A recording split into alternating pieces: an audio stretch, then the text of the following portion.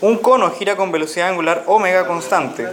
En la superficie interior del cono, a una altura h del suelo, se coloca una masa m que permanece inmóvil respecto al cono.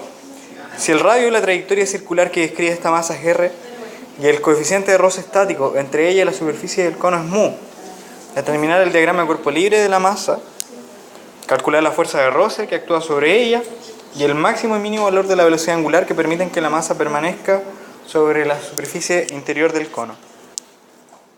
Entonces vamos a pensar que la partícula está acá justo en el extremo y entonces lo vamos a ver entre comillas de frente. Y vamos a ver entonces que hace una especie de triángulo, porque aquí va a estar la masa. Este va a ser el radio de giro. Supone que está a una altura h respecto al suelo. Y entonces su velocidad tangencial va a ir hacia adentro de la pizarra. Esta debería ser su velocidad tangencial. Aquí hay un ángulo θ. Y vamos a hacer entonces el diagrama de cuerpo libre.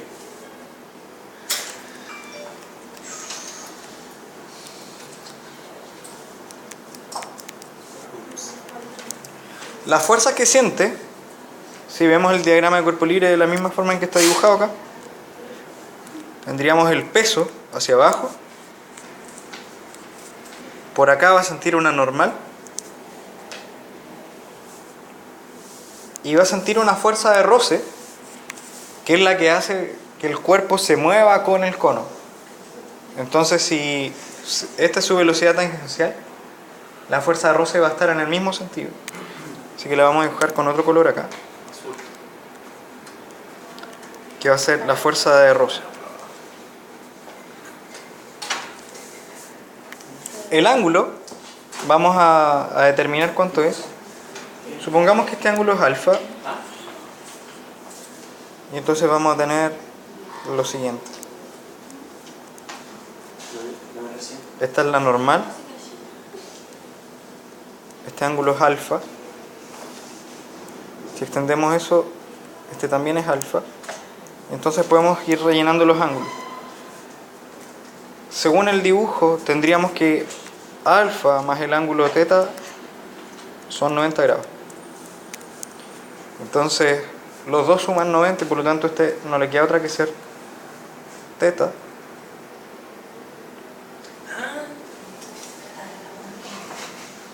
Este supone que es la superficie y esta es su perpendicular. Así que este ángulo le queda solamente ser alfa y nuevamente entonces este es θ. Y por lo tanto acá tenemos el ángulo que hace la normal respecto al eje X. Entonces veamos la descomposición de las fuerzas. En el eje Y tenemos la normal por seno del ángulo menos el peso, y esto tiene que ser igual a 0. ¿Por qué igual a 0? Porque dice que permanece inmóvil. Depende del ángulo, puede ser coseno de alfa o seno de θ, son equivalentes. ¿Ya? ¿Por qué tiene que sumar 0 entonces? Porque permanece inmóvil respecto al cono. Por lo tanto, permanece siempre a la misma altura h.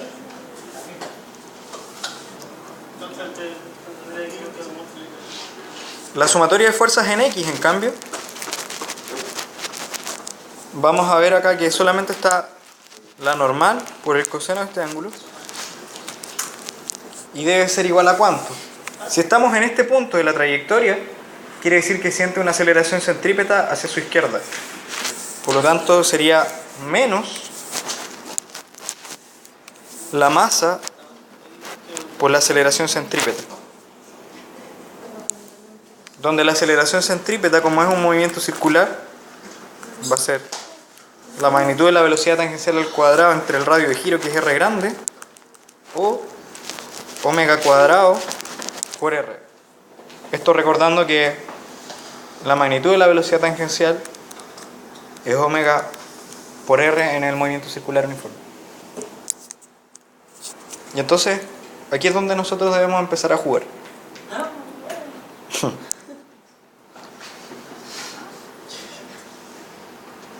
La primera pregunta es calcular la fuerza de roce que actúa sobre la masa.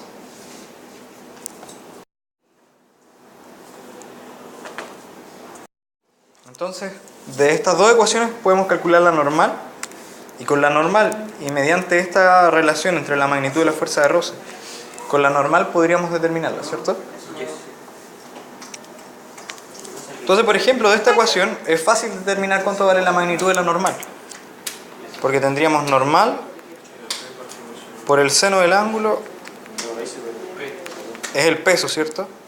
Y entonces la normal es el peso dividido el seno del ángulo. Cosa que al reemplazar entonces nos daría que la fuerza de roce es mu por el peso entre el seno del ángulo. Y como el peso es la masa por la gravedad, la aceleración de gravedad, entonces queda esto. Y con eso ya tendríamos la magnitud de la fuerza de roce.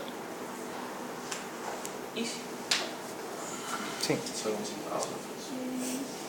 La otra pregunta es determinar los rangos de valores que tiene la velocidad angular para que permanezca en contacto con la superficie.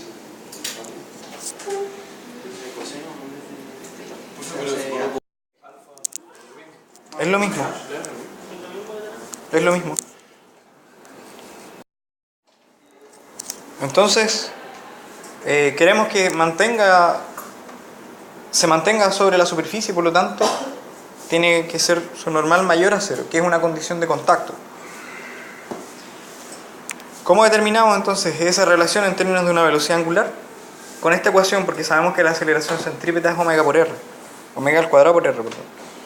Y entonces, al reemplazar acá, y recordando esto, podríamos despejar, y de hecho eso hacemos en esta ecuación, y dejamos que la normal, que es masa, velocidad angular al cuadrado por r, dividido el coseno del ángulo, tiene que ser mayor a cero. Eso para que se mantenga en contacto. Pero nos damos cuenta entonces que la masa es positiva, no va a afectar esta desigualdad. El radio de giro también es positivo, y de hecho el ángulo es menor a 90. Por lo tanto también es positivo y ninguno de estos influye.